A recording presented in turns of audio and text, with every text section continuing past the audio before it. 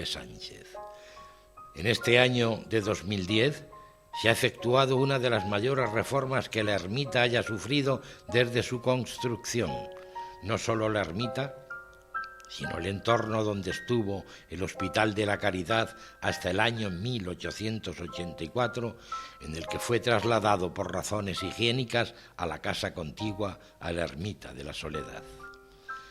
Abandonamos hospital, patio y ermita, y ya nuevamente en la calle de Tendezuelas, cuyo nombre se remonta al siglo XVI y conserva una estupenda perspectiva desde cualquier ángulo que se la contemple. Y como pórtico a la entrada a la Plaza Mayor, pasamos bajo el arco de Tendezuelas, con su rica viguería que sostiene el corredor y su balcón central que une el Palacio Ducal con la parroquia de Nuestra Señora de la Paz. Una vez en la plaza, nuestra mirada ha de ir a los cuatro vientos para admirar por un lado sus soportales con columnas de granito, desiguales porque los siglos XV y XVI las separan, con sus balconajes corridos y destacando la portada del que sin duda fue la gran posada medieval que hoy conocemos como el Túnel. Frente a estos, la monumental y señorial fachada del Palacio de los Duques de Osuna y Condes de la Puebla de Montalbán, con su portada plateresca diseñada por el arquitecto Alonso de Covarrubias. Se dice que fue el antiguo palacio de don Pedro I.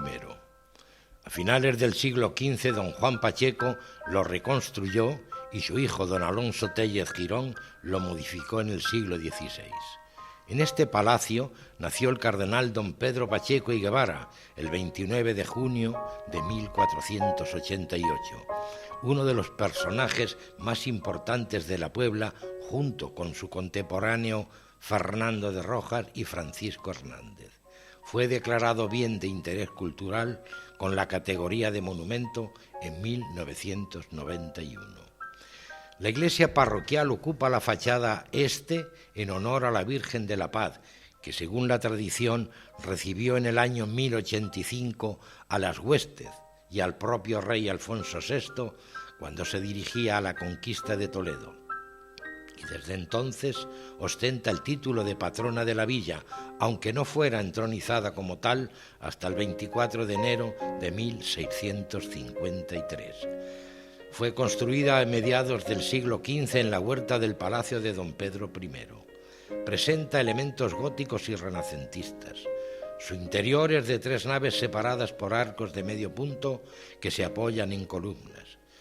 En ambas naves podemos admirar un rico artesonado y su pila bautismal que data de 1754, donada por el licenciado don Diego de Rojas, sacerdote y capellán de la ermita del Santo Cristo de la Caridad, que nació en la Puebla hacia el año de 1670, hijo de Francisco y Catalina, y que murió el 27 de marzo de 1758 a los 87 años de edad, siendo una de las personas más destacadas de su tiempo. Fue enterrado en la puerta de entrada a la capilla del Cristo de la Caridad.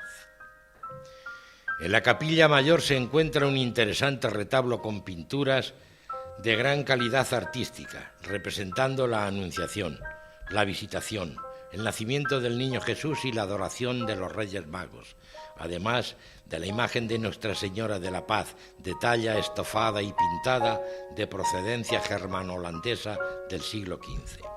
Remata la plaza en su fachada oeste con el edificio del Ilustrísimo Ayuntamiento, edificado en el año 1971 en el mismo lugar que ocupaba el antiguo, pero al que se le añadieron soportales con columnas de granito.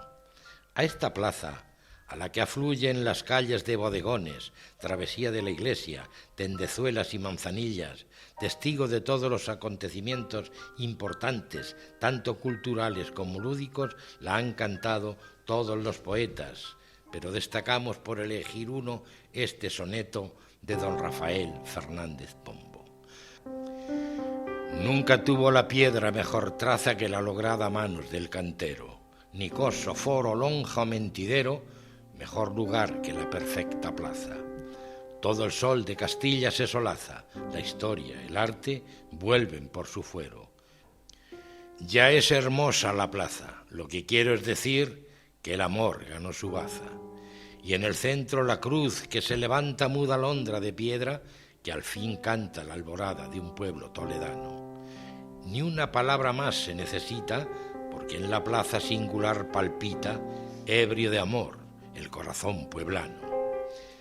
Salimos por la travesía de la iglesia hacia la plaza del mismo nombre para admirar, junto con la fachada norte de la parroquia, y adosada a ella el monumental edificio del convento de las Madres Concepcionistas Franciscanas, fundado por el cardenal don Pedro Pacheco y Guevara a mediados del siglo XVI y construido posiblemente por Laurencio de Ilachoa.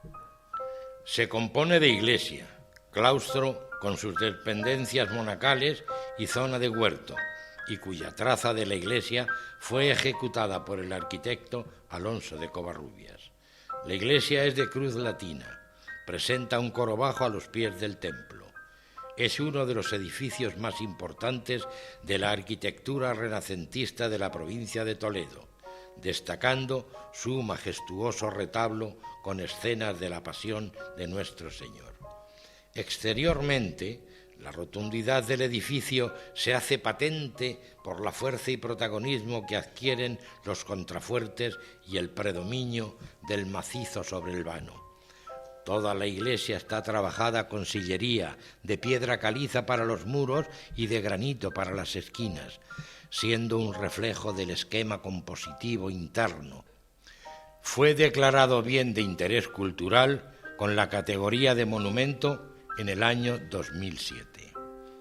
Abandonando el edificio y subiendo por la calle del Pez, llegamos al punto más alto de la localidad, lugar donde con mucha probabilidad fuera la célula madre del nacimiento de la Puebla de Montalbán. Muchos autores datan a la iglesia de San Miguel, que estuvo aquí ubicada en el siglo XIII, construida probablemente en el año 1276, por los descendientes de aquellos templarios a los que el rey Alfonso VII les cediera la ermita de Melque y el castillo de Montalbán. La torre que se nos presenta a la vista fue construida en el año 1604 por el maestro Cristóbal Ortiz en sustitución de la antigua de la iglesia y cementerio de San Miguel, hoy ya desaparecidos, desde el año 1892 la iglesia y desde 1912 el cementerio. Es de sólida construcción de mampostería, sillería y ladrillo, de planta cuadrada, que consta de 4 cuerpos superpuestos con tejado a 4 aguas, siendo uno de los monumentos más representativos de la localidad, norte y guía de los pueblanos y forasteros que vienen a visitarnos por cualquiera de los 4 puntos cardinales. Como dato curioso, extraído del estudio de don Julián Martín Aragón sobre la Torre de San Miguel, diremos que en el cuerpo superior se colocaron sendas campanas en cada uno de los 4 huecos del campanario de esta manera.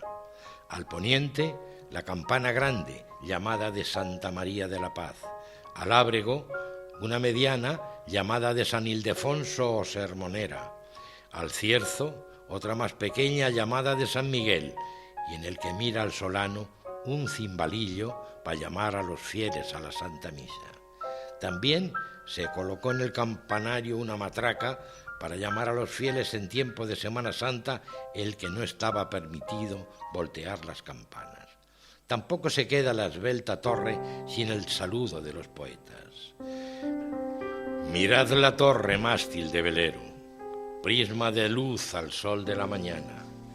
Escuchad la canción que su campana recita en bronce para el pueblo entero. Miradla desde lejos, porque quiero os fijéis qué gentil y qué galana se crece para ver la tierra llana y el Tajo entre las frondas prisionero. Torre que lleva San Miguel por nombre, que nadie dude ni después se asombre de que sea arcangélico su vuelo. Espiga bien granada y bien nacida, alto faro de amor, palmera erguida, dedo de Dios que nos señala el cielo. Este barrio, que rodea la torre de San Miguel está cargado de calles cuyos nombres: San Miguel, Linajes, Grillo del Norte, Vedado Alto y Vedado Bajo, Plaza del Sol, Pez, Padilla, Labradores, Azufaifo, Bodegones, y así una veintena de ellas cuyos nombres de sabor medieval nos transportan 7 siglos atrás, recordándonos el nacimiento de la Puebla. Bajando por la calle de Linajes y atravesando la Plaza de la Cruz, nos conduce al convento de Padres Franciscanos, fundado en 1560 por Catalina Pacheco. Los frailes vivieron allí hasta el año 1835, momento en el que fueron expulsados. Más tarde volvieron para fundar un colegio de misioneros franciscanos de la provincia de San Gregorio Magno de Filipinas. El edificio conventual consta de la iglesia y del claustro. El templo presenta una planta de cruz latina. En la capilla mayor se puede ver el sepulcro donde aparece en actitud orante Pedro Pacheco. En él reza una inscripción donde dice que Felipe IV lo propuso como cardenal al Papa Inocencio X. Y muy cerca de allí vamos a terminar esta panorámica en un lugar donde cada mañana o cada tarde, lo mismo da, acuden los pueblanos desde hace 450 años a pedir a su Virgen, Virgen de la Soledad, remedio para sus males o solución para sus problemas. Me refiero a la ermita de Nuestra Señora de la Soledad, que se levantara en su honor a mediados del siglo XVIII, en el lugar en que estuviera la antigua ermita de San Sebastián. Tiene una planta de cruz latina. Presenta un interesante conjunto pictórico en el coro, en la capilla mayor y en las pechinas de la cúpula, donde se representa a Judith, Esther, Abigail y Raquel. El retablo de la capilla mayor es una pintura al fresco realizada entre 1741 y 1742 por los hermanos Alejandro y Luis González Velázquez, pintores de cámara de los reyes Fernando VI y Carlos III, donde aparecen las virtudes y las sibilas, en cuyo hornacina central se encuentra la imagen de la Virgen de la Soledad, cuya devoción trajera hace 450 años la vecina del Carpio, Pascuala Gómez. Con este soneto de Sandalio de Castro, a modo de plegaria, nos unimos a los pueblanos que diariamente acuden a visitar a su madre, acompañándola en su dolor. Zafiro de la noche, inmensa se encuentra tu tortura sosegada, y en tu boca se siente rumorada de tu aliento el amor, lágrima densa. En lucha con mi esencia maniatada, al barro que palpita y que te piensa, mi pena se ha fundido, limpia, extensa, vertida en tu dolencia traspasada. Tu dolor es suspiro enfebrecido hacia el ser que con ansia se hizo herida, con temblores de gozo estremecido, sin herir nuestra carne ya mordida. Y hasta el cielo ha brotado en alarido, sintiéndose en tu angustia indefinida. Esta es la Puebla que vieron nuestros abuelos y los abuelos de nuestros abuelos, pero el devenir de los tiempos, el progreso como se le denomina, ha cambiado el aspecto externo de nuestras calles, de nuestro entorno. Ese cabrero que vimos en nuestro inicio ya no existe. Esas caballerías sueltas o uncidas al carro son solo nostalgias. Esas paredes encaladas blancas como palomas han dejado de ser realidad. Hoy se han cambiado el ganado por máquinas vociferantes que vomitan humo, las blancas cales por ladrillos y amplios ventanales, las múltiples panaderías de hacer cochuras por moderna maquinaria que aumenta la producción y disminuye el tiempo y el trabajo.